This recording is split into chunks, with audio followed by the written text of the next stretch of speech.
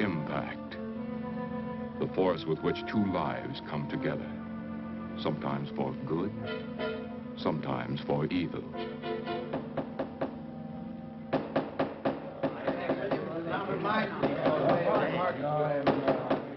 I say, Williams, is out of line on this. I'm definitely against it. We have our stockholders to answer to. Phone Mrs. Williams, Della. Tell her to be ready in about an hour and I'll pick her up. Yes, sir. You phone San Rafael and see if those papers are on the way over from the executive. Yes, Will.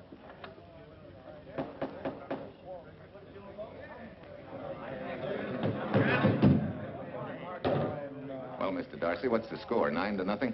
I'm afraid it is, Walt. If you think you can persuade them to change their minds, go right ahead. Gentlemen, I never interfere in stock issues, dividends, or anything else in your department. I must run my department with no interference. Either I know why and when I need more factory space, or you need another boy. And that's all right with me, too. Because I can take these plants and pick my own spot in the motor production field. You won't have to worry so much about dividends. There won't be many. Hold on. I'm sure none of us want to lose Walt. Or our dividends. Why do you say we take another vote? Now, all in favor of buying the 3 new factories signify by saying aye. Aye. Aye. Aye? Aye. Aye. Aye. Aye. And unanimous vote. Congratulations, Walt. Congratulate the board. They're the winners. Williams, if these factories are so valuable that other companies would jump at the chance to get them, how do you know that you can buy them at the price you quoted us? How do I know? I bought them this morning. Good morning. Della, I was asked to rush this up for Mr. Williams. Get my wife, Della? Your maid said she'd gone to the dentist. I gave her the message. Oh, fine.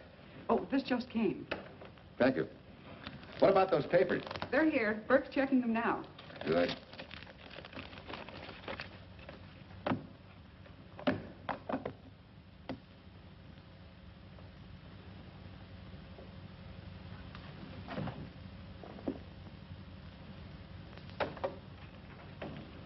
Congratulations, Walt. Take a look at Clause 4. Those provisions haven't been clarified yet. Oh, no? I want to leave for Tahoe right away. Get Judge Deering on the phone, will you? Never mind. I can get faster action if I run out to San Rafael myself and stick with them till they're right. Yeah? Mrs. Williams on 3. Oh, put the blueprints of that new diesel in, will you? I want Jackson to see him. Hi, Duchess. I'm afraid now we won't be able to leave till about 5 o'clock. What? You're not going with me, but I counted on it. But I thought as soon as Dr. Harris took care of whatever it was, I'd feel better. I don't. Stupid thing still aches, and I certainly wouldn't be a very desirable driving companion. No, seriously, darling, you run along and buy your little factories and hurry home. I'll send you back to the office. And cheat me out of my goodbye kiss? Not a chance. I've got to drive over to San Rafael. I'll stop on the way. Love me? Bye, dear.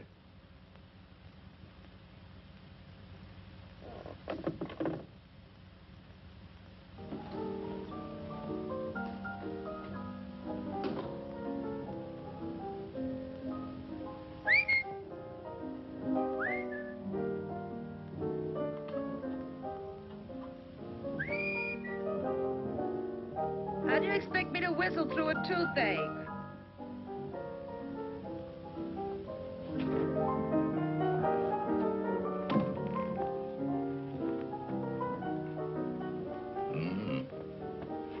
Nothing in the whole world smells as sweet as you do, Duchess. Certainly don't feel sweet. I was grouchy as an old bear. Well, old Doc Williams can give you something to fix that. Close your eyes. Relax now. Take a look at that and see if you don't feel better. Oh, Walt. Oh, darling, it's beautiful.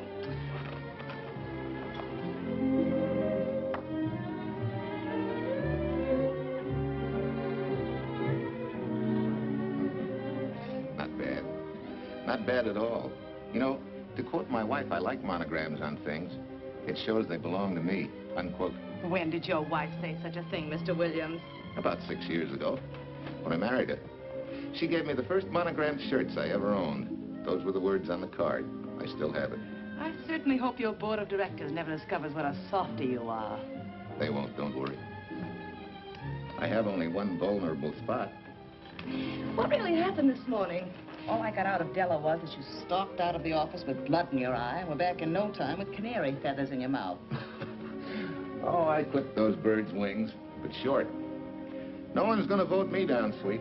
Not when I know I'm right. Mm-hmm. But how did you convince the board of that so quickly? With subtle hints and easy persuasion. Like this. Either I get what I want, or you get yourself another boy. And that's all right with me, too. Oh, Tom! What a clumsy ox. I'm sorry, Duchess. Oh, please, sweet, don't be so upset. Oh, if you could have seen your face. Oh, don't bother, dear. Su Lin will take care of that. Not exactly a good prescription for nerves, huh? You know, you're wrong, Dr. Williams. The way I feel now, a good cat nap will probably make a new woman out of me. And if it's not going to make you too late... Yes? Well, I'm sure that by 5 o'clock I'll... Swell. I'll run over to San Rafael and get things ironed out and be back for you by 5. On the nose. Darling, wait. That's perfectly silly. I'll take a taxi cab and meet you in Sausalito. There's a drugstore on a corner opposite the square. I'll be there at 5 o'clock and we can go straight on up to Tahoe. That'll save you all that late afternoon traffic and all that time it'll take to come and pick me up. Smart woman, my wife. Thinks of everything. Where's your bag, honey? Oh, Su Lin still has some things to press for me. You sure you don't mind taking a taxi? Very sure. Sweet dreams, Duchess. See you at 5. Better get going. Bye, honey.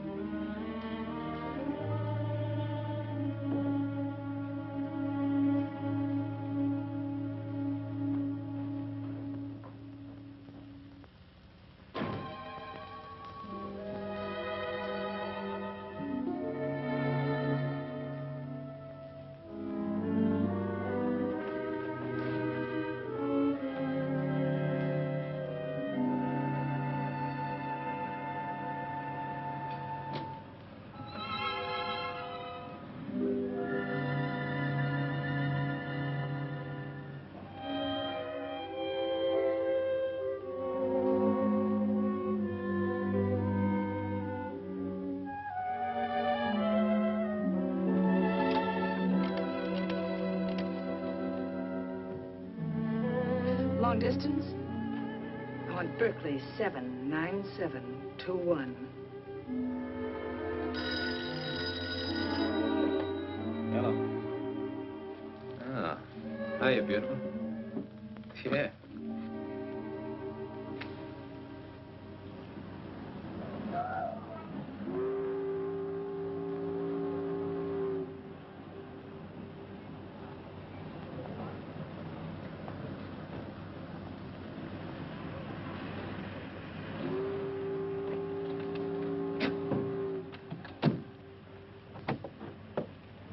Here. Don't forget, turn this stuff over to a bellboy at the Airport Hotel in Oakland. Tell him to hold it for Jack Burns. Jack Burns, the Airport Hotel. That's right. I'll be checking in later. What do I owe you? $1.15 a here. All the stuff back to Oakland. Yeah, here. Buy yourself a new... Thanks.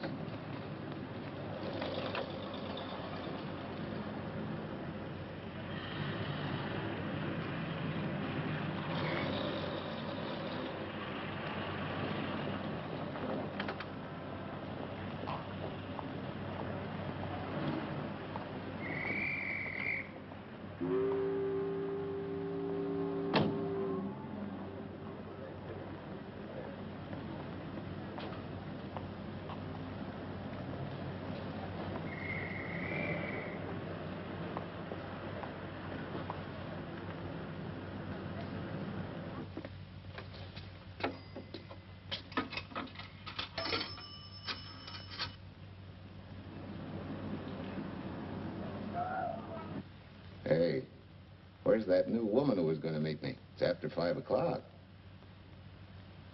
Oh, gee, I was so sure you were going to be okay. Maybe you better get yourself another dentist, huh? Of course I understand, honey, of course. Just to prove it to you, I'm coming right on home. No, you really mustn't, darling. I'm going to be perfectly all right, really. And besides... Besides what? Well, I've done something you're not going to like. You remember Aunt Margaret back in Illinois? You mean the old gal in Evanston? I'm way ahead of you. How much? Well, it isn't money this time. It's another relative. Her favorite nephew, Jim Torrance. All of a sudden, right out of the blue, just after you left, he telephoned me from Berkeley. Okay, Judge, I'll see him when I get back. Well, you don't understand, dear. You're going to see him right away. I'm what? Well, all he seemed to want was to be able to get back to Illinois, so I... So you buy him a ticket. That's easy. Well, it isn't. I offered to, but he got huffy and said he didn't want any handouts, and... Well, without thinking, I told him we'd pick him up and give him a lift as far as Denver. I won't say I'm getting exactly an even trade for you, but where do I find this guy? Well, he should be there right now. I told him to be on the lookout for a cream-colored roadster, just in case we failed to recognize one another after all these years. Oh, darling, you're such a lamb. You sure you forgive me? What do you think? Well, I better run along or Cousin Jim might get nervous. Take it easy, sweet, and miss me, will you? I do already. Don't drive fast. And please take care of yourself. Softy. Goodbye.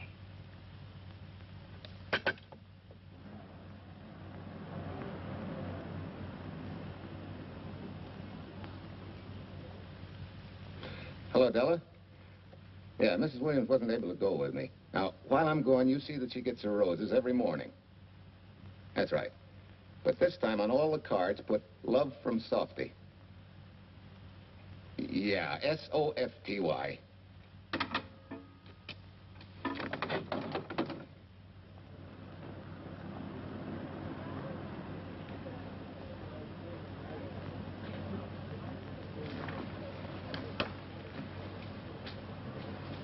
Hello. You must be Jim Torrance. Yeah, that's me. I'm Walt Williams. Hiya, Jim. Hi. Where's Irene? Oh, she's a little under the weather at the last minute. Worse luck. Oh, that's too bad. I was hoping I'd see her. Yeah, I'm disappointed, too. Where's your luggage? Oh, I'm wearing it. Less trouble that way.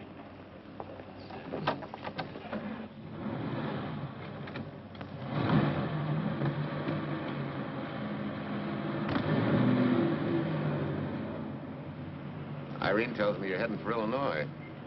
Yeah. Going been a little rough, huh? Haven't exactly been worried about my income tax. What's your line, Jim? Oh, guess I'm a better salesman than anything else. You know, I can give you a couple letters when you get back to Chicago. It might help you. It's fine. Little in with a top brass never hurts.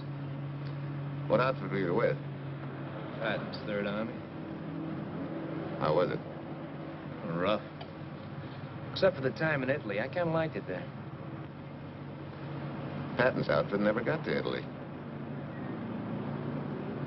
Of course.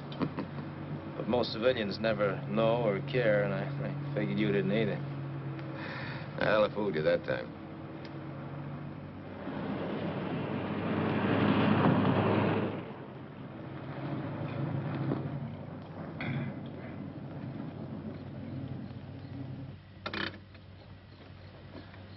Our last chance to chow for a while. How about it?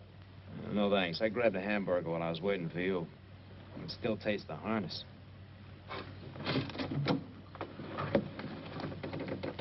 Sure you won't change your mind? No, I'm gonna grab a little shut-eye. Right.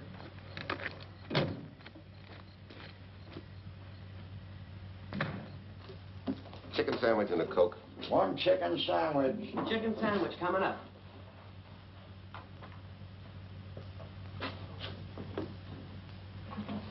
Give me change for $1, will you? Yes, sir.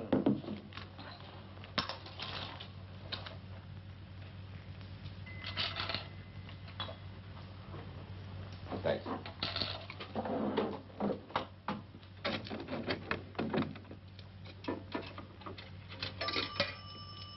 Francisco.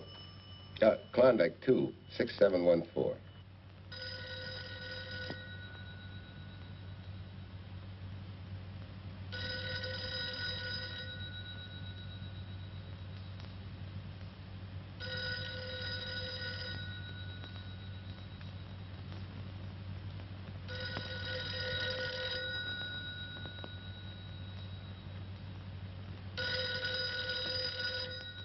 Klondike 2, 6714 does not answer.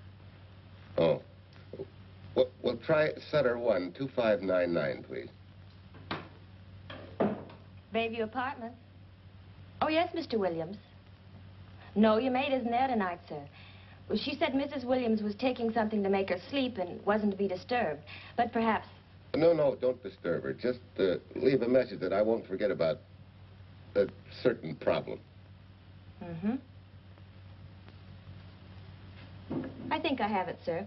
You want her to forget all about a certain problem. Softy, is that S-O-F-T-Y, sir? Softy is going to take care of it thoroughly. Is that all? Yes, that's all. She'll understand. Be sure she gets it the first thing in the morning. Right.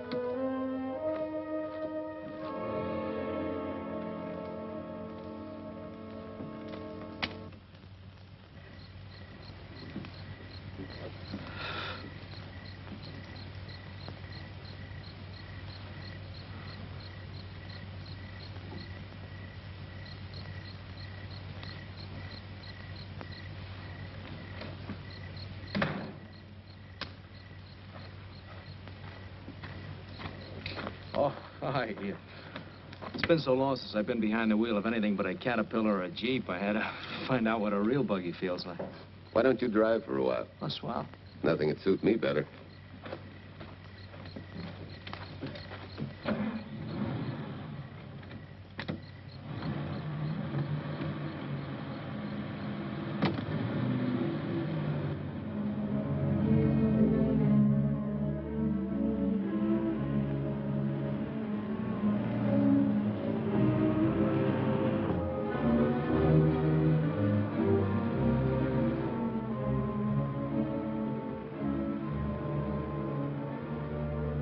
Tell me, Irene still got that little scar on her cheek? That one she got from the fall? Yeah. You can hardly see it now, though. How'd you know about that? She just got it last summer. Thought you said you hadn't seen her for years. Oh, from Aunt Margaret, of course. How else?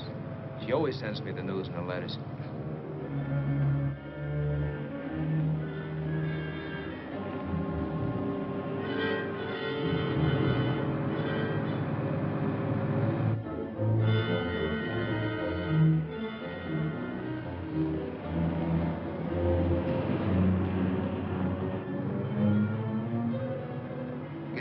Margaret will be pretty happy to see you. Irene says you're the favorite nephew. Afraid my lovely cousin was just giving me a build-up for your benefit. You don't know Irene. Maybe not.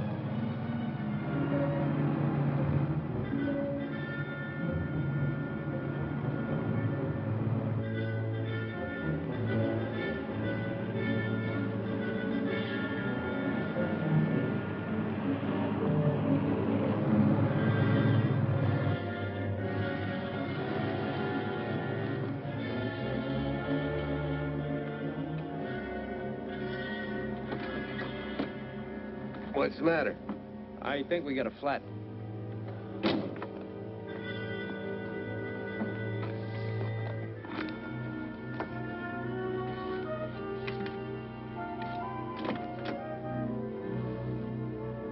Yeah, flat as a flounder. Well, let's get to work. Hey, look out there, young fella. It's quite a drop.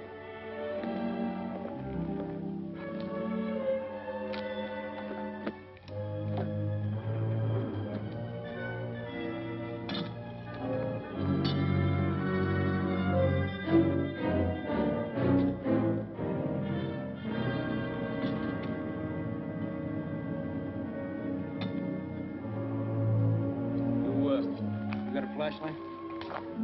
I think I have. Get the jack. I'll take a look.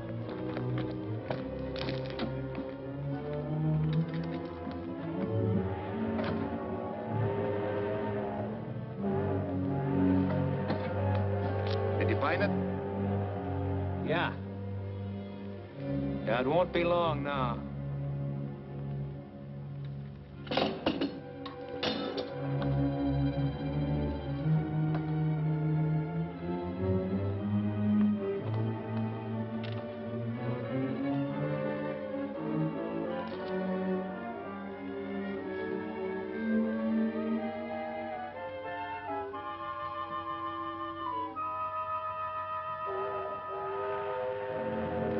Come on, let's get going.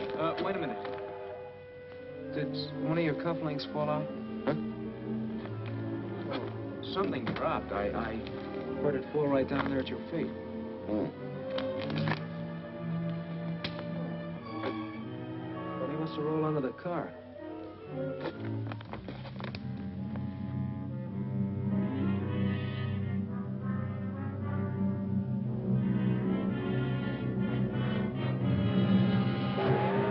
Irene and me, sucker.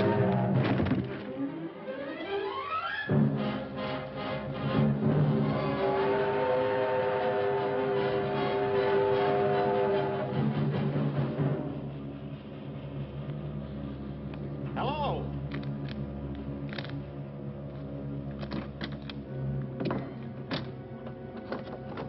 Need a hand? No. I'm all set now. Okay. Good night.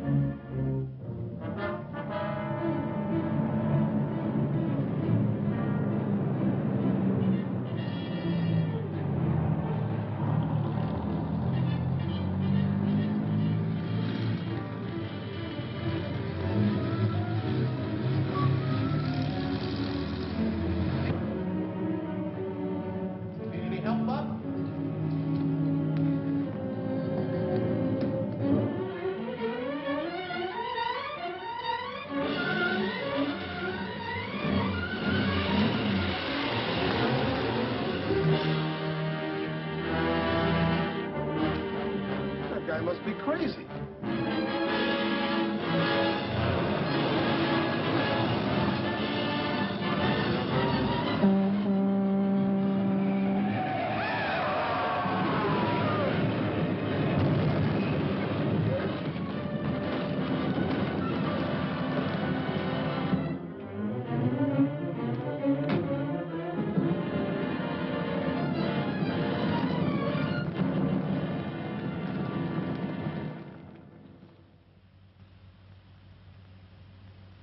Now, in case my husband should be late and have to rush for his plane, this will be taken care of. Thank you. Tell Mrs. Burns the 302.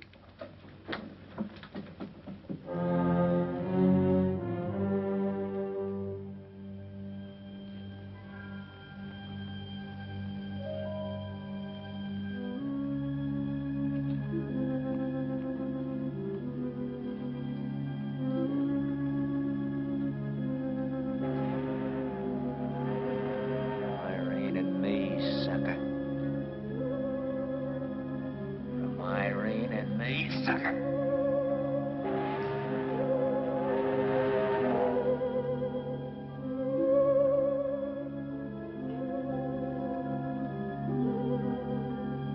Take care of yourself. Softy. Softy.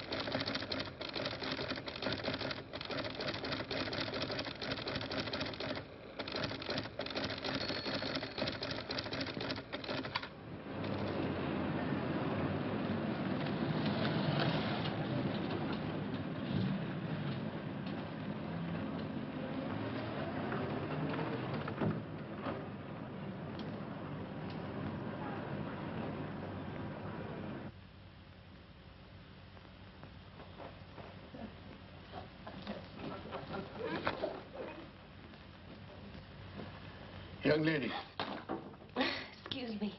I want to see Mrs. Walter Williams. I'm sorry, sir, but she left orders not to be disturbed. I'm sorry, too. Lieutenant Quincy of the police department.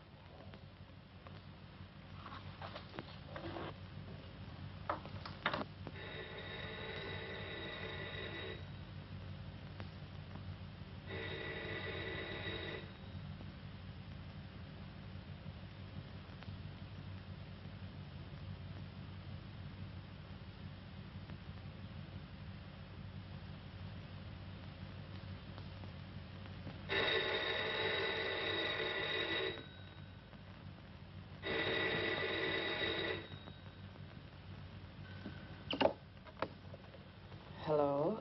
I thought I left orders not to be Oh, I see. Ask him to come up, please.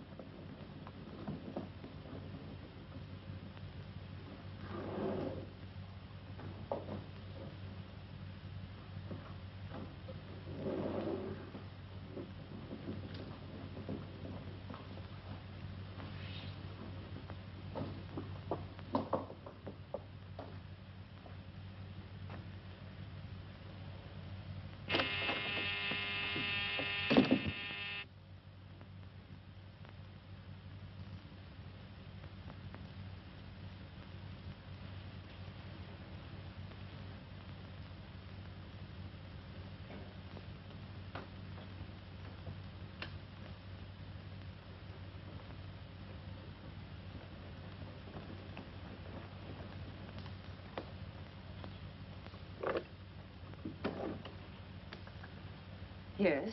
I'm Lieutenant Quincy with the police department. I'm sorry to disturb you at this hour, but... may I come in? Of course.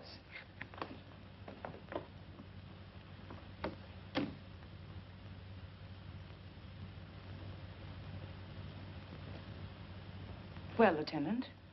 Did your husband go on a motor trip late this afternoon? Why, yes, he went to Denver on business. Why? Was he driving a Packard roadster? Yes. Is anything wrong? I'm afraid there is. Won't you sit down? Has something happened to my husband? Yes, Mrs. Williams. He's dead, isn't he? Yes. Oh, Walt, I knew something like this would happen. I begged him time and again not to pick up hitchhikers. But it wasn't a hitchhiker, Mrs. Williams. It was just an accident. He ran into a truck, a gasoline truck. You mean there was fire? He must have been driving pretty fast. I don't think he felt anything after the crash.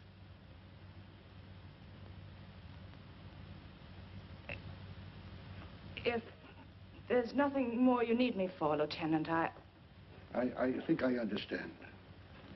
And may I say you've taken this with a great deal of courage. Good night, Mrs. Williams.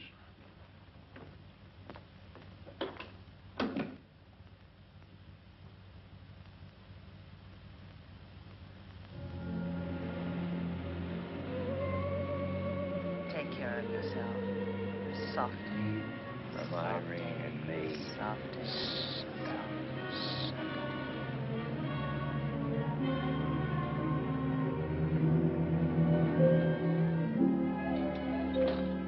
Ready? Yeah. That Williams must have been quite a guy. Yeah, he went to work for Universal Motors as a sheet metal worker. Mm-hmm. Less than 10 years, he's their top production man. Well, he sure went out in a blaze of glory. Yeah. Let's go.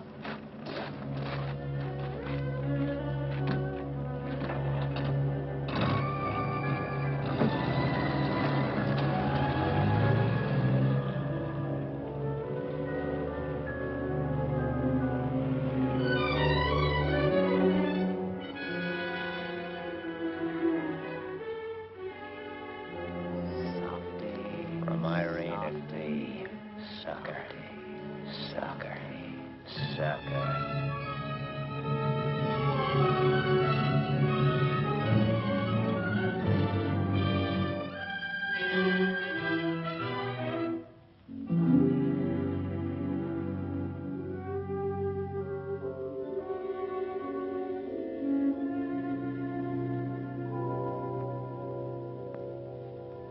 Well, could Mr. Burrs have taken a later plane and still make connections for Mexico City? I see. Yes?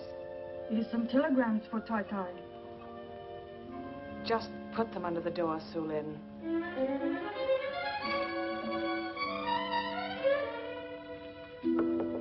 Please, Tai-Tai, a policeman Quincy most anxious to see you. Ask him to wait, Su Lin.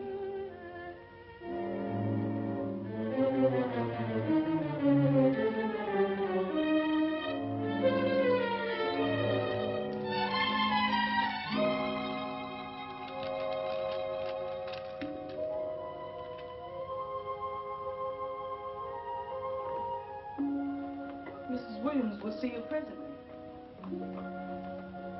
Well, wait, please.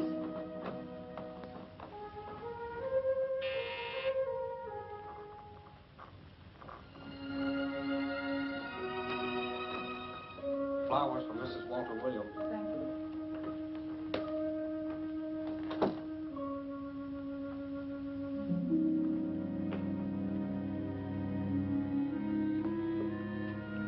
Roses like Mr. Williams always sending when he's away. You seem to have been very fond of Mr. Williams. Su Lin is honored to have served him 5 years, and he... I'm sorry to keep you waiting, Lieutenant. I wouldn't be disturbing you again if it wasn't necessary. And I won't be keeping you but a moment. You're being very considerate. Won't you sit down?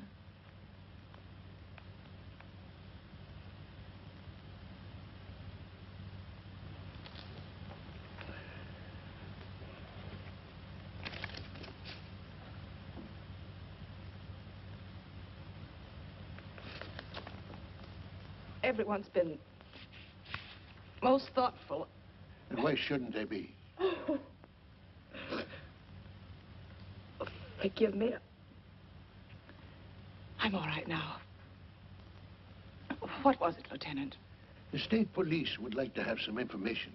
They found some wavy skid marks for quite a distance on the road, as if the car had been out of control when it crashed.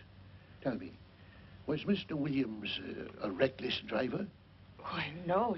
He was a fast driver, but certainly not reckless. Well, was he a heavy drinker? Quite the contrary. Well, what about his health? Could he have had a heart attack and lost consciousness before the accident? Why, no. He was in perfect health, but he'd been working much too hard lately and was overtired. Perhaps he fell asleep at the wheel last night. Oh, poor darling. If only I'd been able to go with him last night, he might still be alive. Well, maybe so and maybe not. You mustn't blame yourself, Mrs. Williams. Fate plays an important part in these matters. Your handkerchief.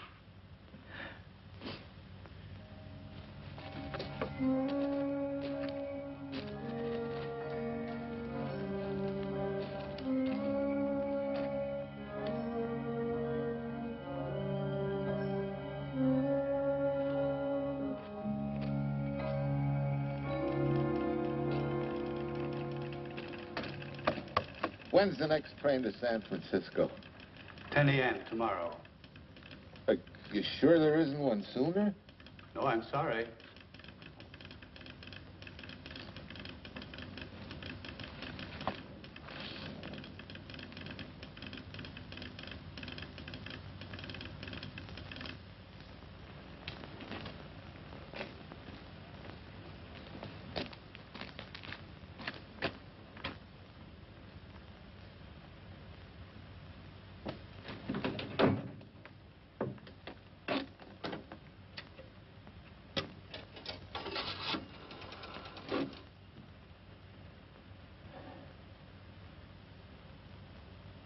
We have a circuit now, sir. Evanston. Calling Mrs. Margaret Hubbard's residence in Evanston. One moment, please.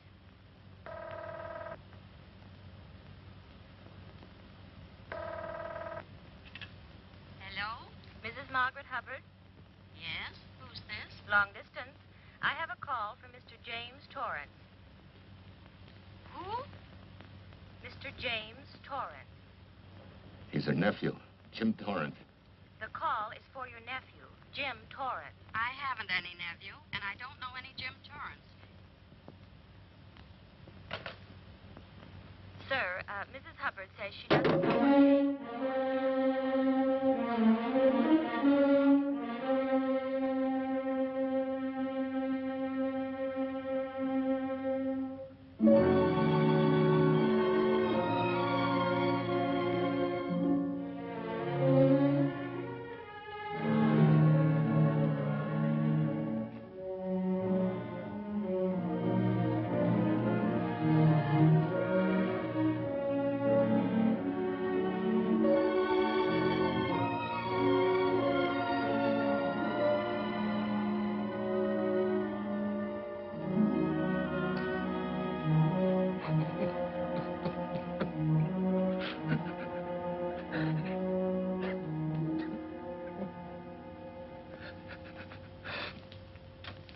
What's the matter, son? Looks like you need a doctor. Doctor? I can't leave the station, but old Doc Bender's just across the road there. Yeah. Doctor? Think you can make it? Yeah. I'll make it.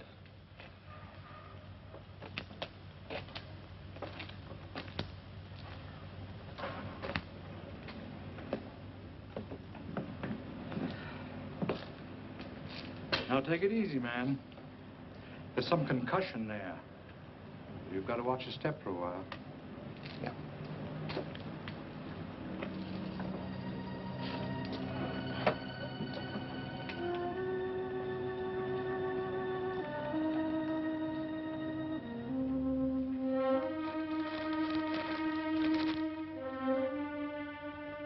Walter Williams' beautiful widow, who by her own request sat alone in the family alcove during the service.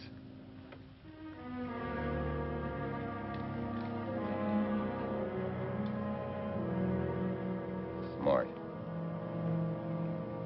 Someone might have caught her licking her chops.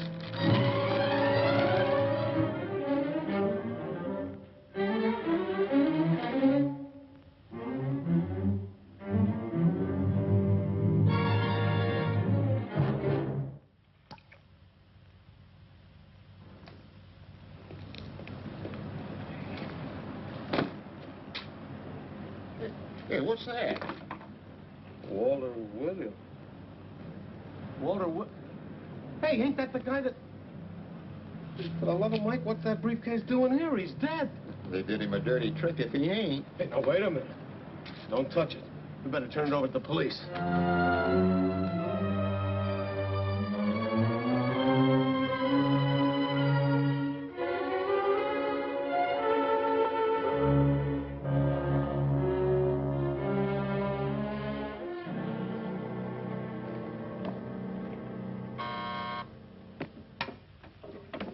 Homicide, Captain Callahan. Oh, yes, Chief. The dope just came in from Washington.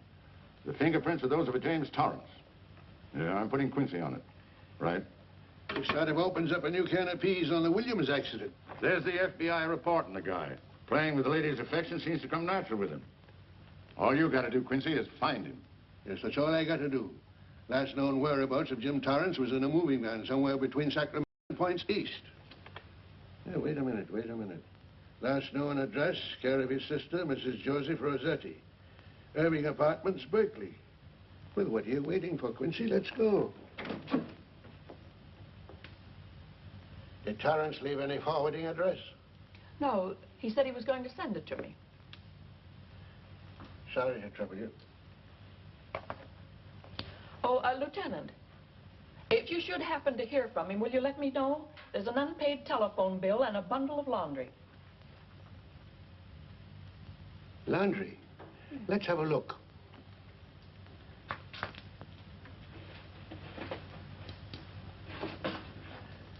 I may have to take this along with me. Not without a receipt, you don't. You mean you don't trust the police? In my business, you don't trust anybody.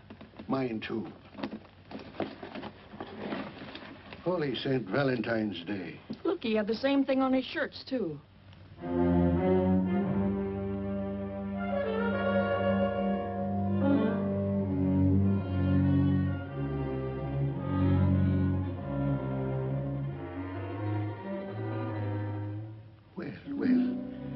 Romance in your late tenant's life. Did you ever see the lady? You know, I never did. But I always knew when she'd been here, the wonderful perfume. I'll lay you 10 to 1 she's a rich widow. Could be. Wait, I'll get you his telephone bill. Pretty fancy stuff for a hitchhiker. Yeah, but he's a pretty fancy hitchhiker. According to the shirt maker, a certain lady in the town had these made special. And they're just like her husband's. Only his initials were WW. Sort of smells, don't it, Cal? Now, take a look at this little item. It was also found in the laundry. I for Irene and W for... Well, it could be for Williams, too, couldn't it? Yeah. Homicide, Callahan speaking.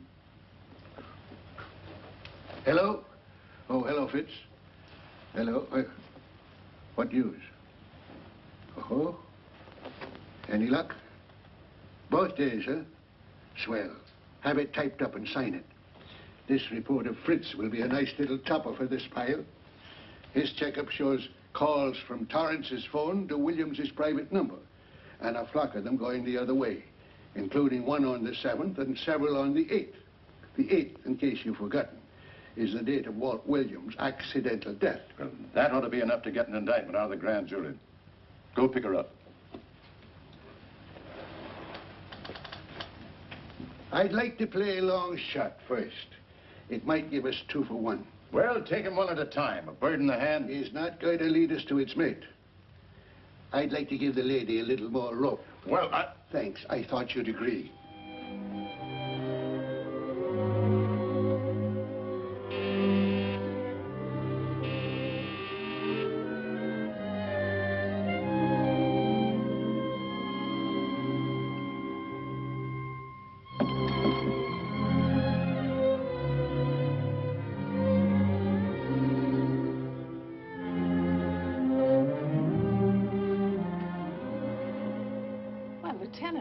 You just caught me. I'm glad. I have some rather startling news I thought you should know before it hits the headlines. Come in. Thank you.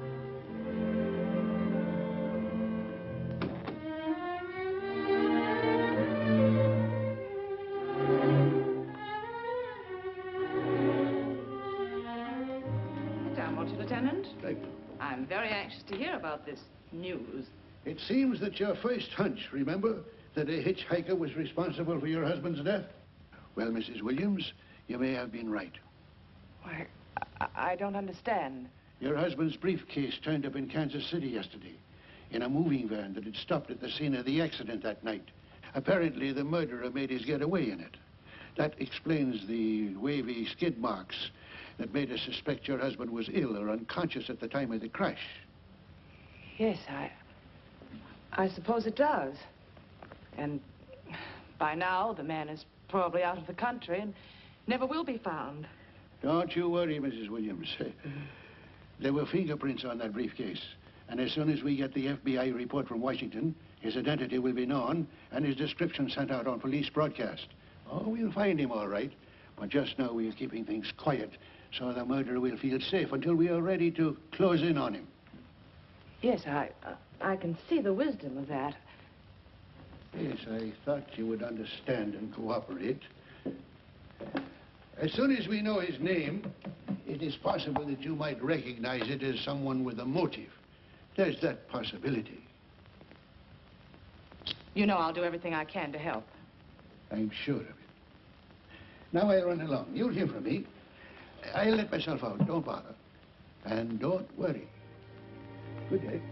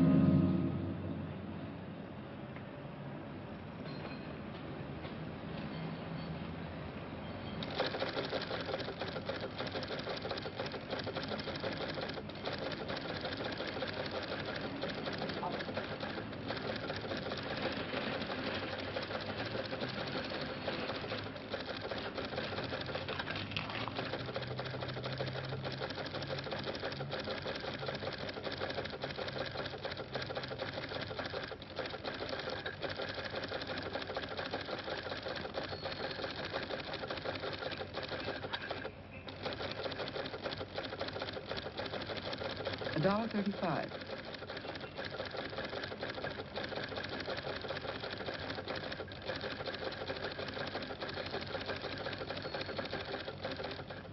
See, everything after the letter J in the first name has been obliterated by heavy writing over it. The only impress letters legible are those between words or before them, like RNS at the end of this name here, and the Hotel Santa here before the word Evanston. Well, Tom, don't you think it's about time you retired?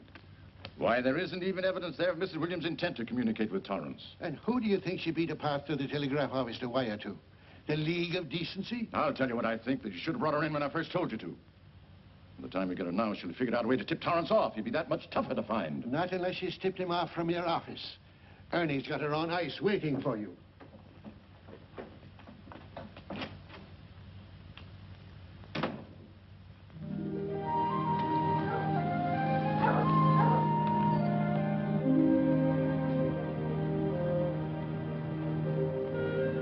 Pretty good, huh?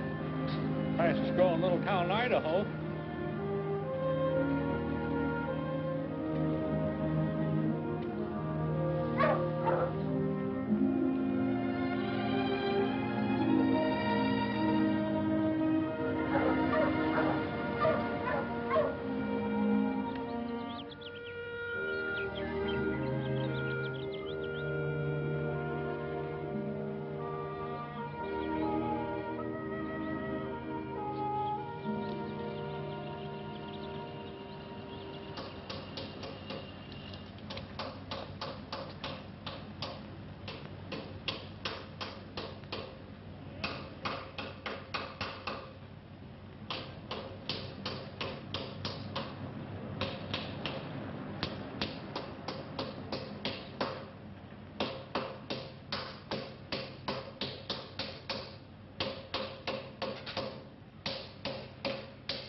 Have a heart, son. You trying to wreck that engine? Oh. Sure. It's a hobby of mine. The way you're going at it, you can't miss.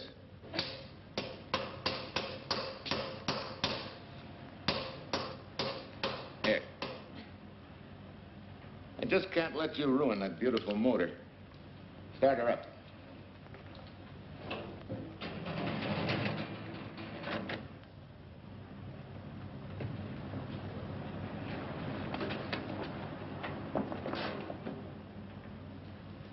Okay, start her up.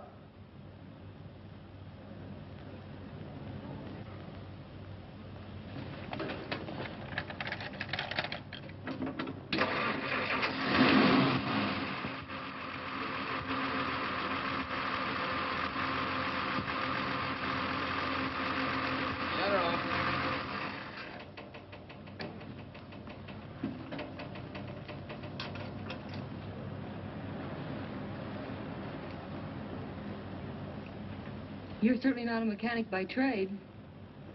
Hands like that. Maybe it's a hobby of mine.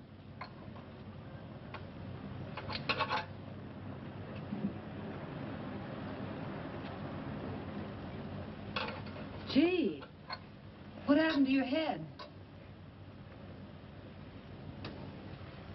Perhaps I was talking when I should have been listening.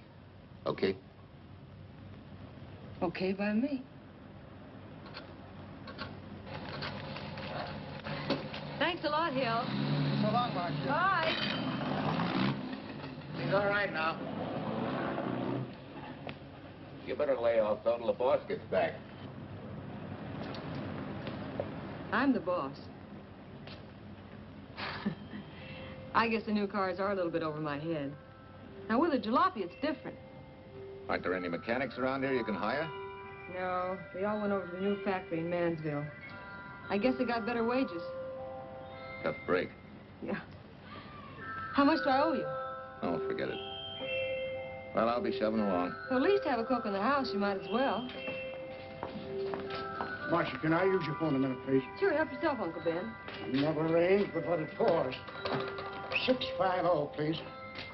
Flat tire this morning. Now the danged engine stalled on me. Nice and cold. Wilson's garage?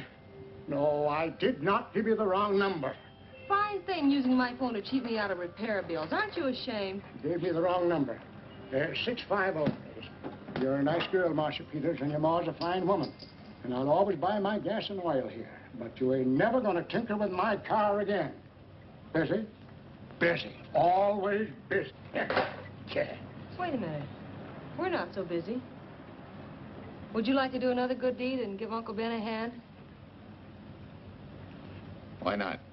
Where is your car, mister? Maybe I can help you. Why, are you a good mechanic? Very good. And very reasonable. Well, just what you need, girl. Better hire him. It's an idea, Uncle Ben. Come on. Thanks for the Coke. Sure.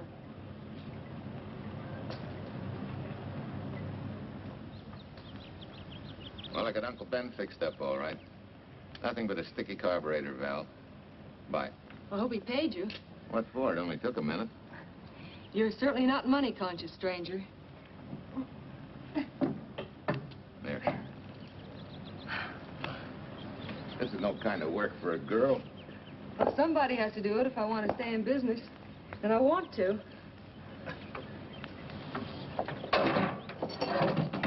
Must be some business that you're better suited for. Couldn't you lease this place to somebody? Sure. I did while my husband was overseas. But when he was killed in Okinawa, well, we'd made a lot of plans for the future here. And I had a hunch he'd like it if I took over and tried to make a go of it. Takes more than a hunch to do that. I got along famously. Business has been fine until lately when the help got short. Could be again. I had a good mechanic. Yeah. You sure need one, all right. Well, for Pete's sake, say yes or no. Do you want the job or don't you? You mean you'd hire me without knowing anything about me? You can repair automobiles. What else do I need to know? Except your name. Well? Why not? Sure. I'll try it for a while till you get someone permanent. The name's Bill Walker. Okay, Bill, it's a deal. And maybe if business gets real good, you'll want to stay. Oh, don't count on it. Where does this go, on the rack? Yeah.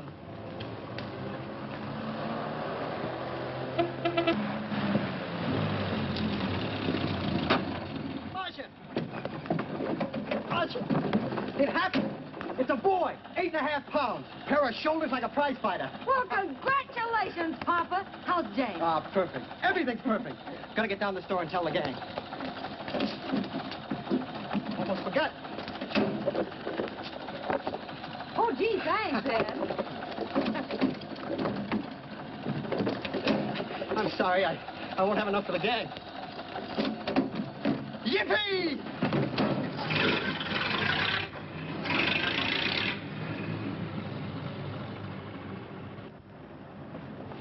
Maybe you can use this token from the slightly delirious new father. Thanks. Say, we haven't settled the matter of wages yet. Maybe I can't pay you regular salary. Suppose we leave that open till you find out how much I'm worth to the business. Doesn't seem to be any business right now. Might be a good time for me to get rid of this beard and find a place to board. We live right next door. I'll go ask Mom. She'll know of a place. Sort of a peaceful house. I noticed it this morning. Oh, gosh, I forgot. She's down helping Mrs. Wellesley with her canning. Mom finds homes for everything from stray cats... To stray mechanics? Well, you're not a stray anymore. I'll go phone. Pearl? 674, please. Hello, Miss Wessler. May I speak to Mother? Hi, Mom. I've got some good news for you. I hired a man for the station. Yeah. No. Nobody we know. He's from out of town. Needs to place a board. You got a good one up your sleeve? Okay. Says she has to meet you first to come home for supper. Huh? And you like apple or cherry pie? Cherry. Cherry it is, Mom. See you later. Oh, now I gotta get rid of this. Hey, where's the nearest barber shop? The one and only, just up 2 blocks. Tell Judd you're working for me. When you get back, we'll close up and go home. Thanks.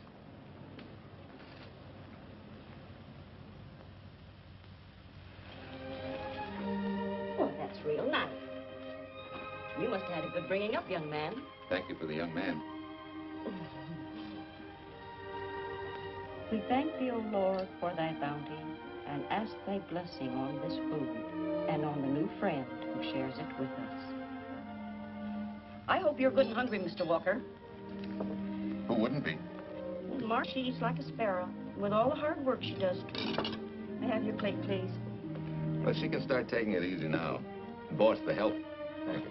She never takes anything easy. Has to put her whole heart and soul into everything she does. Well, now that you're through with me, Mom, how about Bill? Have you thought of a place for him to stay? Well, why can't he stay right here? We have a spare bedroom going to waste. And I think you like my cooking. Like it? That's very kind of you, Mrs. King, but it seems an imposition. Imposition, nothing. That's good business. I can get back what I pay you in board and room. Well, Marsha, what a thing to say. If you'd like to stay, we'd like to have you. We have some more vegetables. Mrs. King, you have a boarder. May I have a biscuit, please? Oh, excuse me.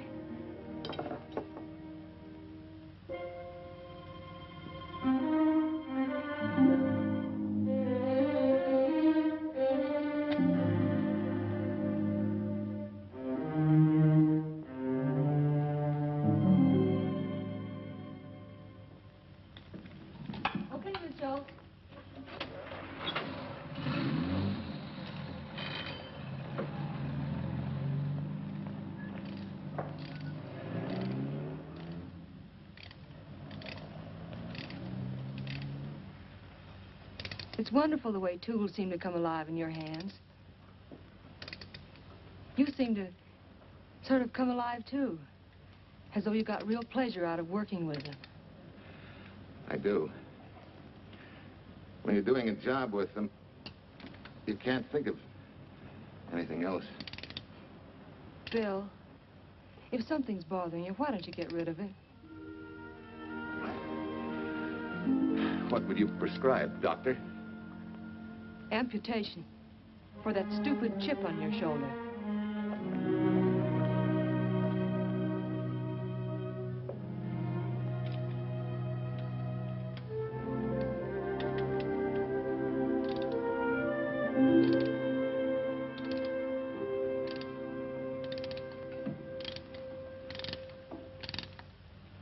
What you need is a ring job. Save yourself some money. Gee, Bill, with the baby and everything, I just can't afford it now. Oh, we'll take care of that. Hey, boss. How's Ed's credit? Good enough for a ring job? Well, sure, if I can hold Junior as collateral. Oh, not a chance, fella. Never mind her. I'll do it on my own time. Oh, thanks, Bill. Maybe we'll see you tonight, huh?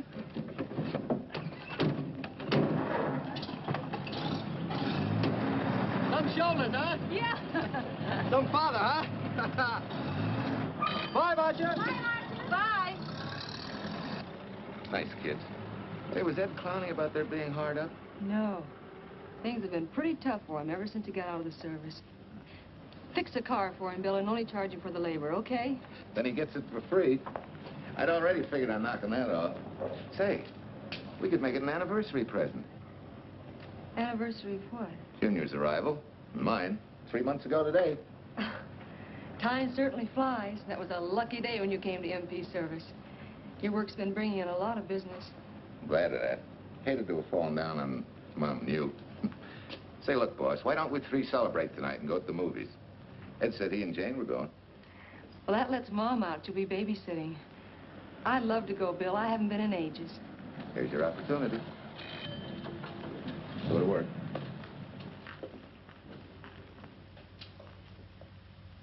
Extra! Irene Williams, held for murder! Read all Extra! Irene!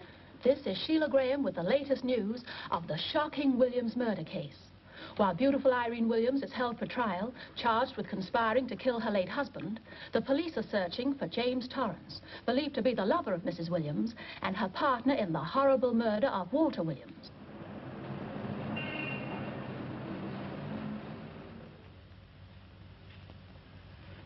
If I'm handling your case, my dear Mrs. Williams, I want 1/3 of everything you get. You're out of your mind. You don't realize what I'll get as Walt's widow. Perhaps you don't realize the spot you're in. Torrance's fingerprints were found not only on your husband's briefcase, but, in a manner of speaking, on your reputation as well. There's a detective named Quincy, a very smart cookie. He isn't exactly for you. Frankly, Mr. Warner, I'm beginning to wonder if my attorney is for me. Underestimating the enemy's ammunition would scarcely be wise. Now, if we can get to trial before Torrence is found, they'll never get a conviction. But... But what? If he shows up, we may have to fry him. Oh, no. Let's not cross that bridge until we have to. But if it comes to a choice, we're not going to burn, are we?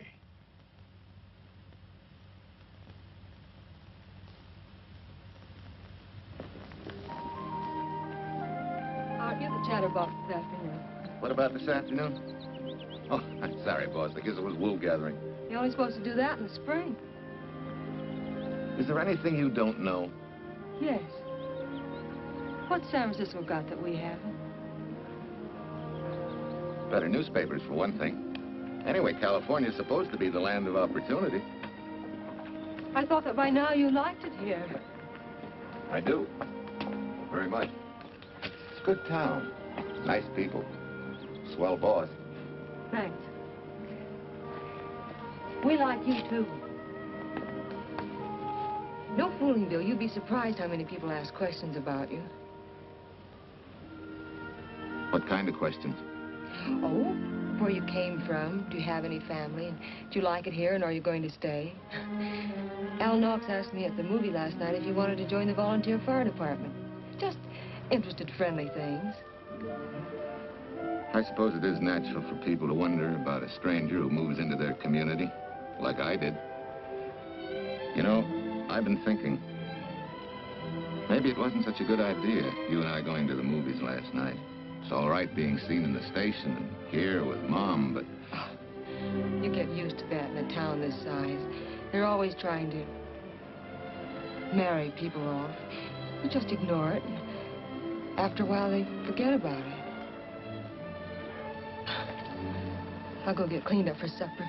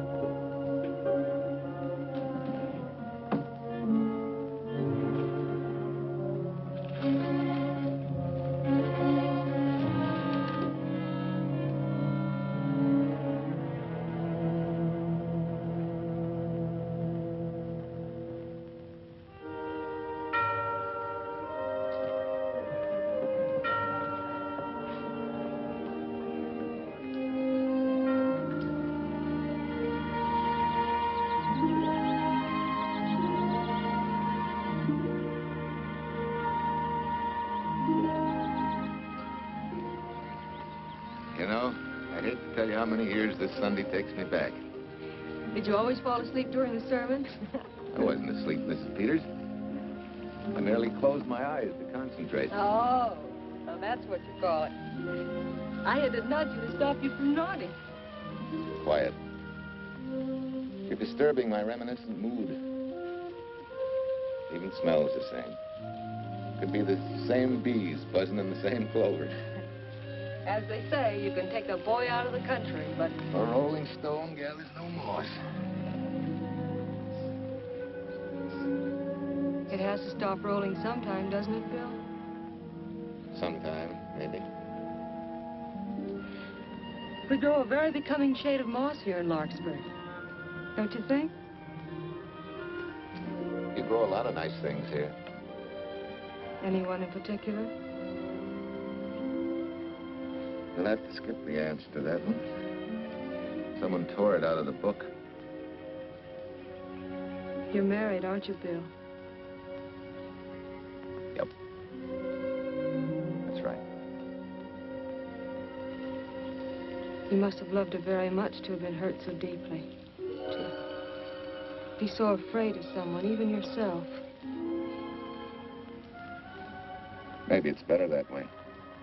And no one gets hurt. Bitterness and hatred hurt everyone. Can't you see, Bill? They're like a wall that shuts out all the sunshine from a garden and lets everything wither. Make room in your heart for something else, can't you? I guess this is my day for sermons. Sorry. As Mom would say, you never get rich minding the other fellow's business. Hey, that's a flyer. I'll be seeing you.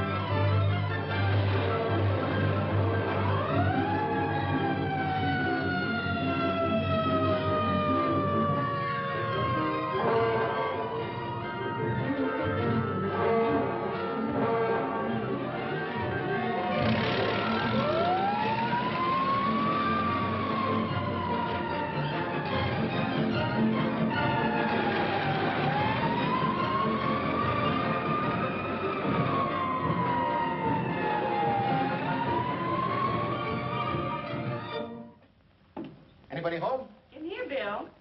Mrs. Wesley sent a couple of jars of peaches. Said you helped her can them. Oh, thank you. When I delivered the doc's car, he insisted that I have a bite with him. Where's the boy? Took a book back to the library for me. Huh? What a day. Hey, what's the idea? Are you darning my socks? Well, I thought a drawer full of holy ones isn't doing you much good. I found it when I put fresh papers in your bureau yesterday. You have a heap of things that need mending, haven't you, son? Does Marsha know? Do you think I'd tell her? This is your problem, Bill. Because I found out about it doesn't give me the right to tell anyone else, not even Marsha. When you trust folks, you trust them, and you give them a chance to work out things the way that seems right to them. How can one little woman be so big? Don't forget, it's a lot easier to be tolerant and understanding at 50 than it is at 25. Yeah, Mom. I'm going next door for a while. Grandma Thompson's ill.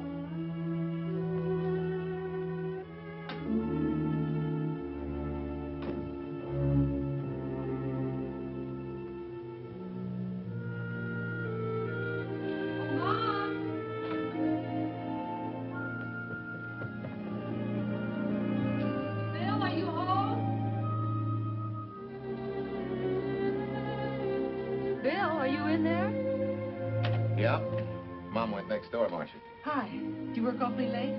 Oh, about 6. Anything wrong? Come in. I want to tell you something. I'm checking out. Has something happened? No, just... I'm doing what I should have done a long time ago. Moving along. But why, Bill? My name isn't even Bill. There isn't any Bill Walker. I'm Walter Williams. The late Walter Williams. Walter Williams? I don't understand. You may not even after I've told you, but at least you'll know the whole story. Sit down, please.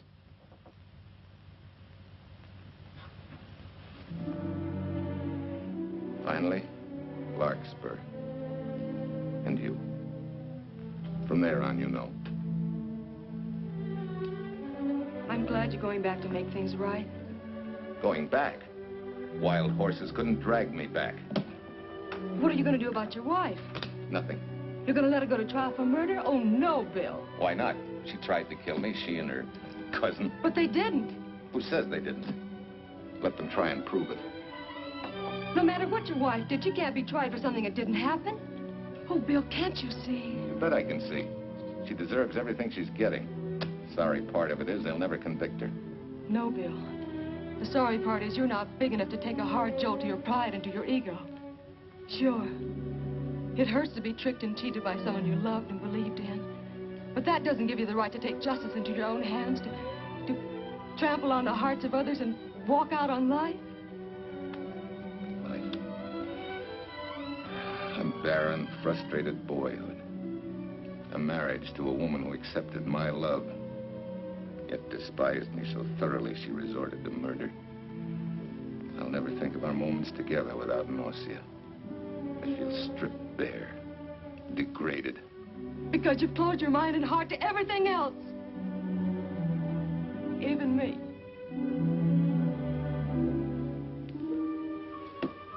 Oh, Bill, please.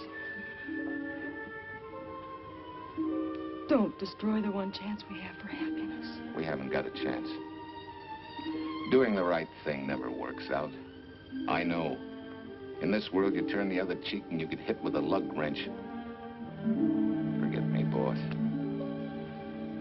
Try and forgive me.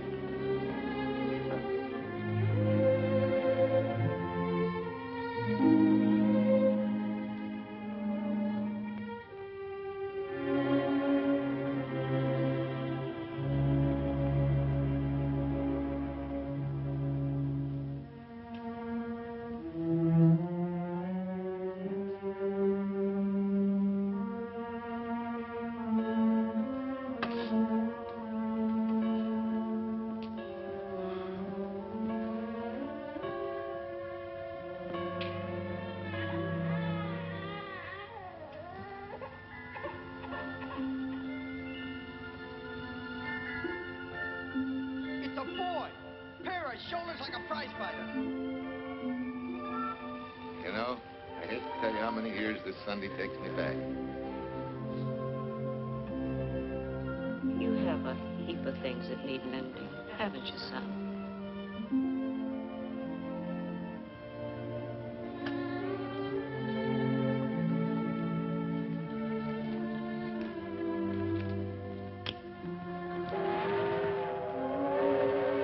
Take care of yourself. Softly. Irene and me. Soft. You're not big enough to take a hard jolt to your pride and to your ego. Sure. It hurts to be tricked and cheated by someone you loved and believed in. But that doesn't give you the right to take justice into your own hands. Trample on the hearts of others and walk out on life. Oh, Bill, please. Don't destroy the one chance we have for happiness.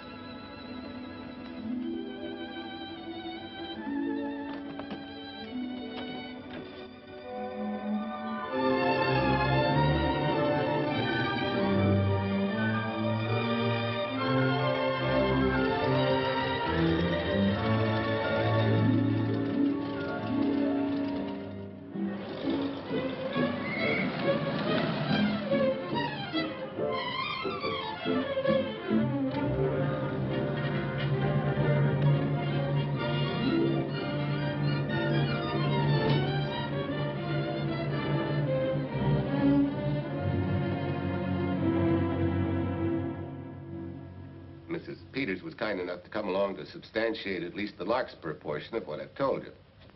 Very thoughtful of you, Mrs. Peters. Mr. Williams, when you read in the newspaper that the hitchhiker who attacked you had been, well, a close friend of your wife's for some time, it must have been a great shock to you.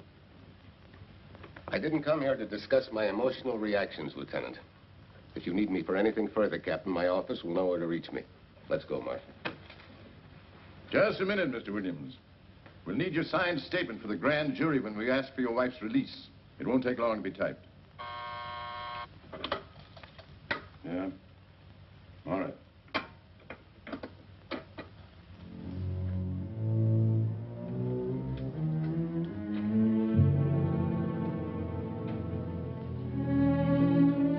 Come in.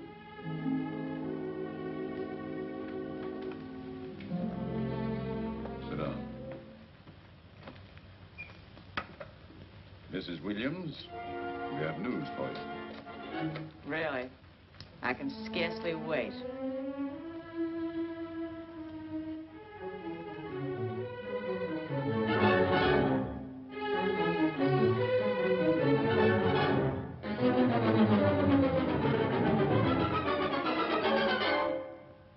It seems it was Torrance who was in the car when it crashed. Jim? Dead?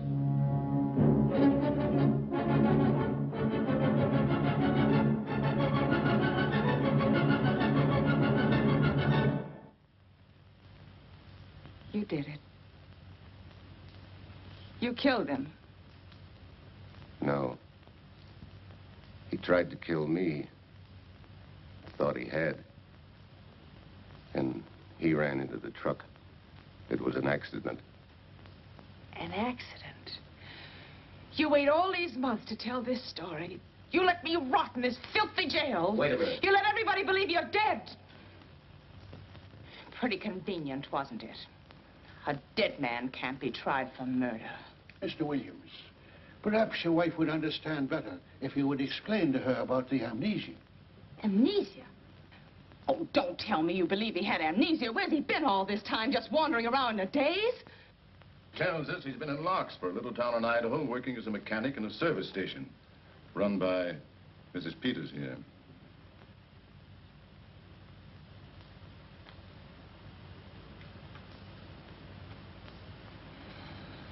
I understand perfectly. Now that my chance for happiness is dead, I suppose you'll demand the divorce I begged you to give me so that I could marry Jim. That's fantastic. Yes, isn't it? After you telling us that the man you picked up was a perfect stranger. Well, that's not true. The time and place for meeting Jim had all been arranged. I must advise you, there's a law that a wife can't testify against her husband. There's a law against murder, too, but that didn't stop him, and nothing's going to stop me until I'm through. It's all right with me, Captain. Go on. Talk your head off.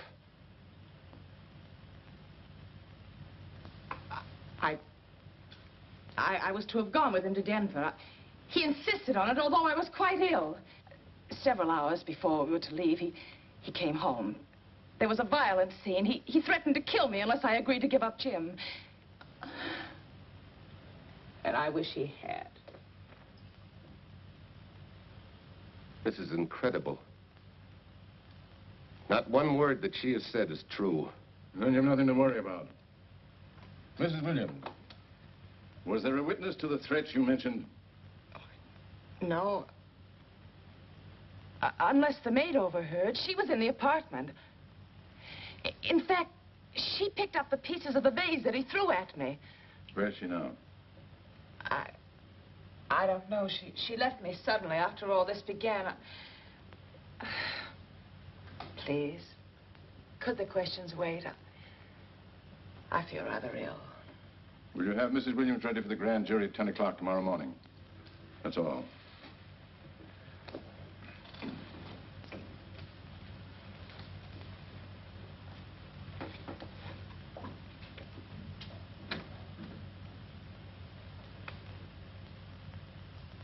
We're going to hold you too, Williams. On what charge? Suspicion of murder. But he's not guilty of any of these things. Then it should be easy for him to prove it. Take it down and book him. That fiction of Mrs. Williams must have been very convincing. No, we just couldn't buy that yarn you tried to sell us. Let's go.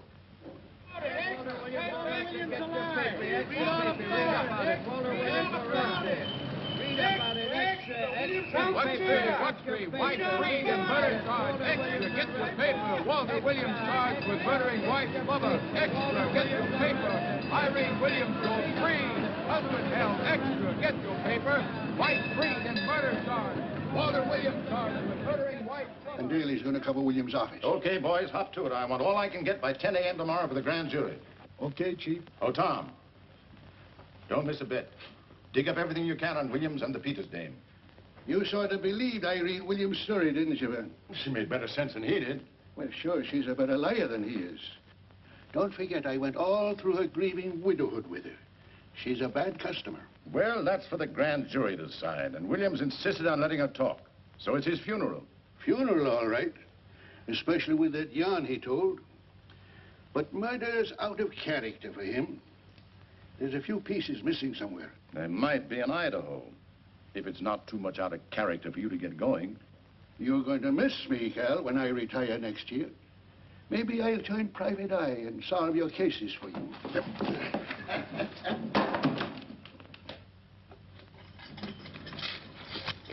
Hi, Williams. Mr. Williams? Thanks. Got a deal from the bottom here, don't you? Sorry, Williams. Okay, Williams.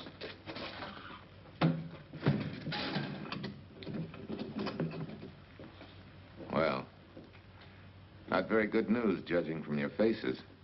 Well, Walt, the grand jury returned indictment against you. Mrs. Williams was released. I see. Now, don't you worry, Walt. We'll have you back at work where you're needed, and in short order. Come on, Eldridge. There's a visitor waiting far more attractive than old fogies. We're just leaving, Mrs. Peters, but remember, don't hesitate to call on me for anything. Thank you so much.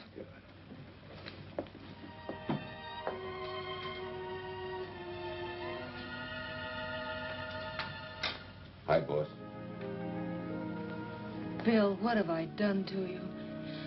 If it weren't for me, you wouldn't be here. If it weren't for you, I wouldn't be. I came back here because I wanted to believe in the things you do. I still do, no matter what happened. Will you do something for me? Go back home, where I know you'll be taken care of. Not a chance. You'll have to think up a better reason than that to get rid of me. I'm a big girl now.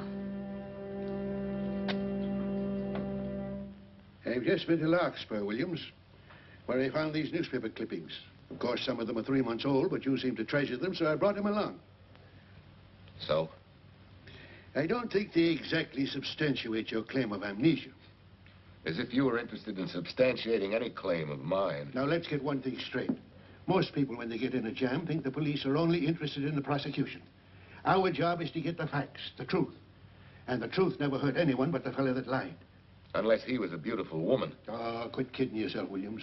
You made the boner. I had no more to do with Torrance's death than you did. And out of the whole population of Northern California, you just happened to pick up a hitchhiker who happened to be your wife's boyfriend. Ah, have a heart, Williams. I suppose you'll tell the truth when you take the stand, but you better have some mighty conclusive proof if you expect the jury to believe it. Wait, Lieutenant. Bill, we all know you're not guilty, but we're going to need help to prove it, and need it badly. Lieutenant Quincy can't take sides, but if we're right, he has to be on ours. And I have a hunch he wants to be. Why don't you tell him the whole story? All of it. Please. I'd like to. Quincy, very much. Guess I should have told the whole truth in the first place.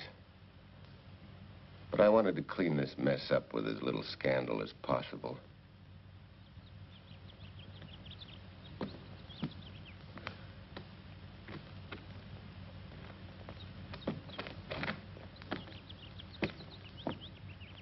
Well? No sign of the lug wrench or anything. My dear Mrs. Peters, will you please stop trying to be a detective? How many times do you think the police have combed this spot for any kind of evidence? Now, be a nice girl. Take Mr. Williams' advice. Go back to Larkspur. What time is it? It's only 4 o'clock. We still have time to go back to town and go on our hunt for Su Lin. Now, look here, young woman. You've had me on the run since early morning. But, Lieutenant, the maid seems to be our only hope now. We've got to keep looking till we find her, that's all. That's all? Wait. She was naturalized, wasn't she? Suffering chopsticks. Quincy, you dumb flatfoot. This Sue, what's her name, was Chinese born. If her port of entry was San Francisco, there'd still be a file on her, photo and all. Let's go. Back to town. Immigration.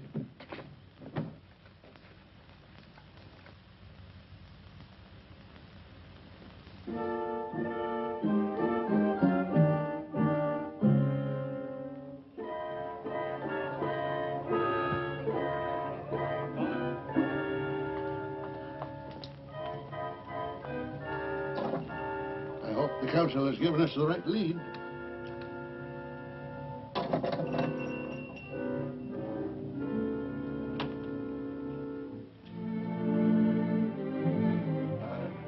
You are sing? Understand? You savvy English? Also French, Italian, and Hebrew. May one ask what is desired? We're looking for Su Lin. The Chinese consul said you were her uncle and might tell us what she is. This daughter of my brother, has she offended the honorable police? Oh, no. They just wanted to ask her some questions about Mr. Williams, the man she used to work for. Ah Sing's heart is heavy that he cannot lead you to her. But things that are not known cannot be told. Well, if you hear anything of her, report it to headquarters.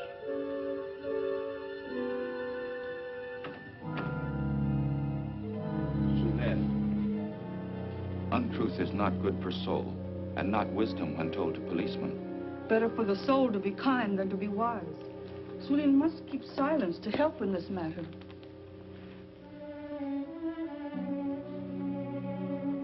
You know, you're quite a gal. In case I haven't told you lately. You're just too easily pleased, that's all. There must be a way out. Why can't we find it? Oh, buck up, boys. Tomorrow's another day. Yesterday you go to trial. Oh,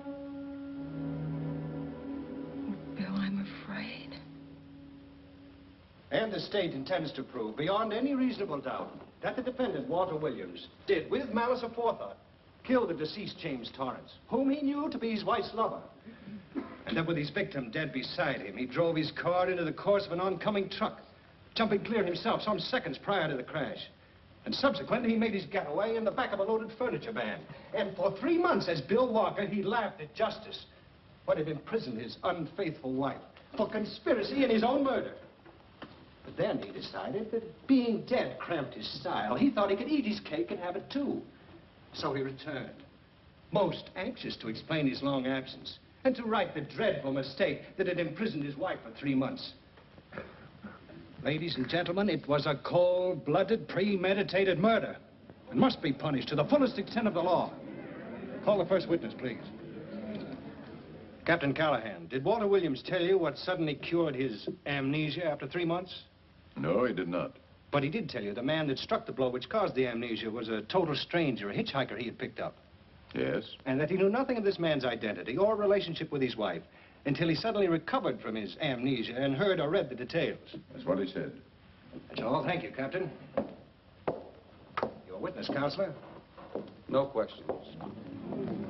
No. I saw no signs of amnesia, but definite concussion. He was a bit evasive in answering questions, but not vague or unsure. In your opinion, Doctor, could this head injury have been caused by a fall? Yes. If the head had struck on some object, such as a stone or a metal pipe. That's all, thank you. Your witness. Dr. Bender, are you familiar with a tool known as a lug wrench for changing automobile wheels? I'm afraid I am, sir. I've had a regular epidemic of flat tires lately. Well, then, in your opinion, could this head injury which you treated have been caused by a blow from a lug wrench? Yes. It could have been caused by that, too. Thank you, Doctor. The ones with the earliest dates, you will notice, are heavily creased, as though they'd been carried in a wallet or a coat pocket. Thank you. Lieutenant Quincy, will you kindly tell the court where you found these newspaper clippings? In the bedroom occupied by Mr. Williams and Mrs. Peters' home in Larkspur, Idaho. Is this your handwriting, Miss Revere? Yes, sir. And that's the message, at least our record carbon of it. Would you read it to the court, please? June 9th, 8:32 p.m. Message from Mrs. Walter Williams, Penthouse D.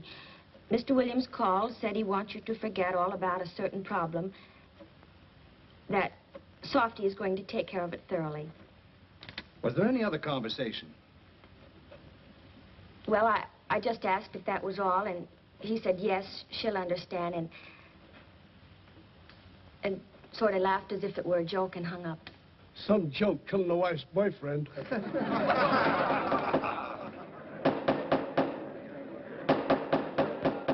is the state versus Walter Williams. All the rounds so far have gone to the prosecution, And it was a grim-faced Williams who was returned to his cell this afternoon. What the score will be after he takes the stand is anybody's guess, but he's going to need some lucky punches to get a decision. And though Torrence struck with intent to kill, after telling you this is from Irene and me, sucker, you still telephoned Illinois to find out if there was a Cousin Jim. You are hard to convince, aren't you, Mr. Williams?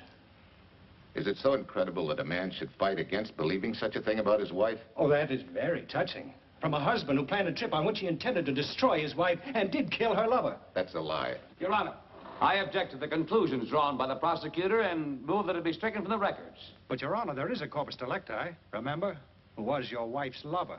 Objection sustained. There's also her own story, which in front of witnesses you insisted she tell. And then we have your own two different stories from your own lips. One featuring a perfectly strange hitchhiker, the second an equally strange Cousin Jim, without a questionable substantiation for either bit of fiction.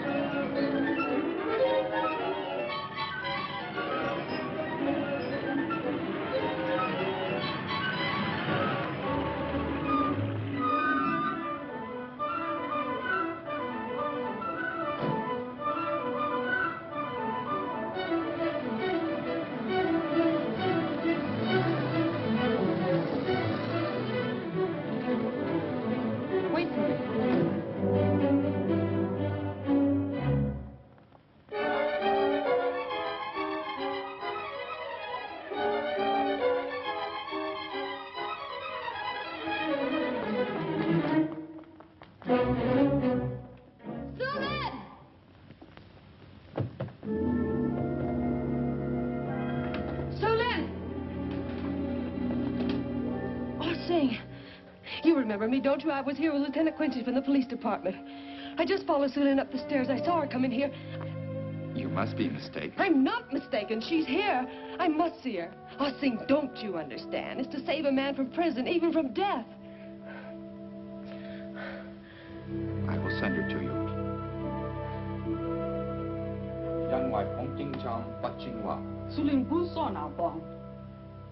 Oh, Su Lin, we've been looking for you all these weeks. Mr. Williams needs your help so desperately. I cannot help. You must forget that you found Su Lin. Forget it? But you're his only witness. You're the only one that can help. Not as a witness. Only with silence can I repay his great kindness to me and my family in China. Why? For I heard other things. That most unhappy day, from Mrs. Williams' bedroom, his voice very loud and angry. A flower vase broken to pieces. He can explain all that. They do not believe what he's already told. That I heard anything would do harm. Don't you see?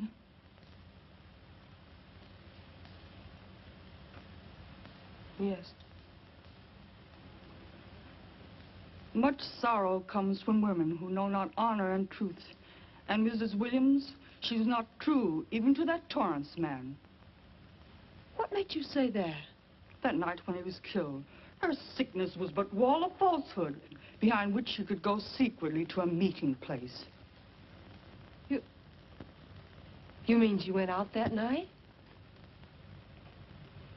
Su Lin, are you sure? Yes, because next morning in her bedroom I found street shoes that had been worn. Her coat on the closet floor, with its sleeves turned inside out, as though removed hurriedly. And in one pocket, a door key to some hotel. Su Lin, that's it. Proof that she and Torrance had planned to meet that night after he killed Mr. Williams. What hotel was it?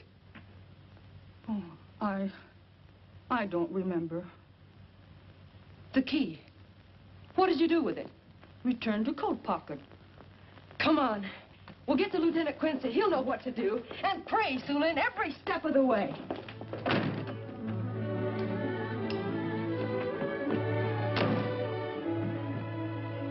Now hold everything. Even if this long shot don't work out, we'll just keep on pitching.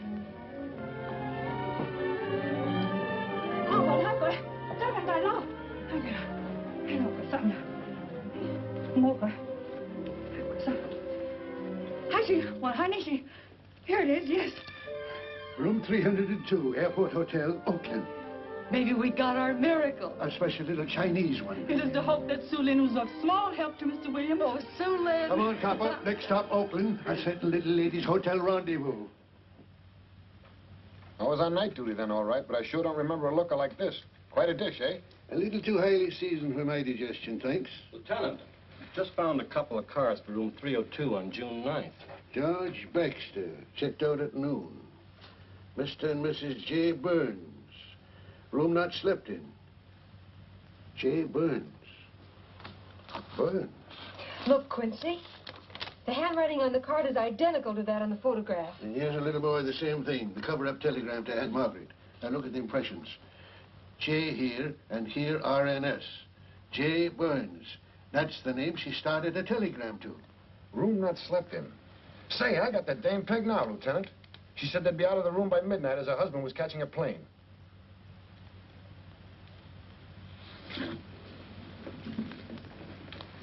But Quincy... Reservation for Sam Andrews. Yes, sir. This ties it all up, doesn't it? Yeah, like a greased pig. What do you mean? We've got the evidence now, the proof. Of what? Su Lin's theory that Irene was playing the field? This evidence only proves that she came here to keep a date with a man named Burns. We can't even prove that he didn't keep the date. But you know he didn't. There wasn't any Burns. It was only a name that she and Torrance used. Fine. If you can prove that, Williams will be free. But none of this will prove it. Sorry, copper, but we are just up another blind alley. Willie? Yes, sir. There's a couple of sample cases from Mr. Sam Andrews. Came up from the station this morning. Take one to Parlor B right away. Sure thing, sir.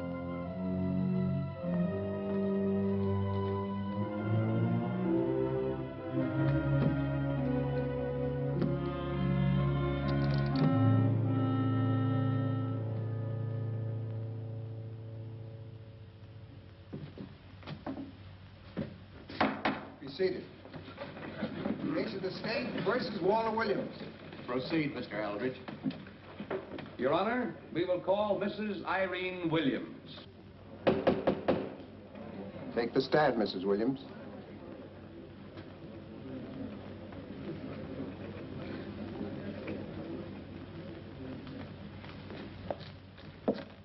Raise your right hand. You solemnly swear that the testimony about to give in this cause to be the truth, the whole truth, and nothing but the truth, so help you God? I do. Hey, what cooks? The defense calling her? Mr. Eldridge, what's the purpose in calling this witness? Merely for purpose of identifying handwriting. Now, Mrs. Williams, this photograph of you... Was stolen from my apartment. So, according to the inscription, to Walt, my adoring and adored husband, Irene, this belongs to Mr. Williams. This is your handwriting, isn't it? Of course. I'm touched that he should have wanted it so badly. And this telegram, addressed to Mrs. Margaret Hubbard, is that also your handwriting? It is.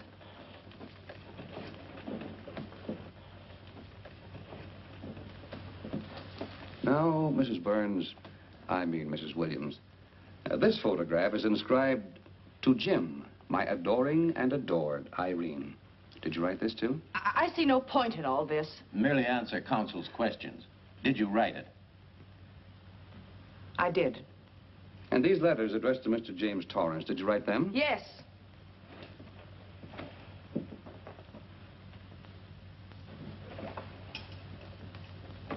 And this monogrammed garment, A gift from you to Mr. Torrance? Why must I be tortured again by all this? I never made any secret of my love for Jim Torrance. That's why he's dead. Your love for Jim Torrance. Yet on the very night he was killed, you had a rendezvous with a man named Burns, didn't you? I don't know what you're talking about. I don't know any man named Burns. I was at home that night, very ill. Oh, yes, the sleeping pills. Well, you must walk in your sleep then, for you spent at least part of that night at the Airport Hotel in Oakland, where you registered for Mr. and Mrs. J. Burns. Don't waste the court's time trying to deny it. This is the registration card that you signed at 9:20 p.m. And there's the room clerk who assigned you to room 302. And this, Mrs. Williams, is the key to room 302, which you very carelessly left in the pocket of a coat which was found in your closet yesterday. All right, I was there. Now you're satisfied. Not quite. This J. Burns, Mrs. Williams, was his first name Jack? Yes. Have you been in contact with him lately? No. How long since you've seen or heard from this Jack Burns? Well, I don't know. I don't remember. You bet she doesn't remember, because there isn't any Jack Burns, and there never was. That was an alias for Jim Torrance. And it was Torrance who was to have met you that night, after your charming little plot to kill your husband had been duly executed. It's not true. It's not true. I have bad news for you, Mrs. Williams. I can prove it's true. These pajamas, these letters, this picture, all of which you identified for the court, were found in this suitcase, which is full of the clothes and personal belongings of Mr. James Torrance. And the suitcase was found in the baggage room of the Airport Hotel, where it's been held since June 9th. And it says on this tag, in large print, hold for Jack Burns. That is all, Mrs. Williams. Just a moment, Mrs. Williams. Your Honor, in view of the evidence presented, we now ask for a dismissal of the state's case against Walter Williams.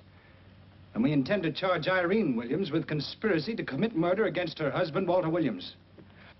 Oh, no.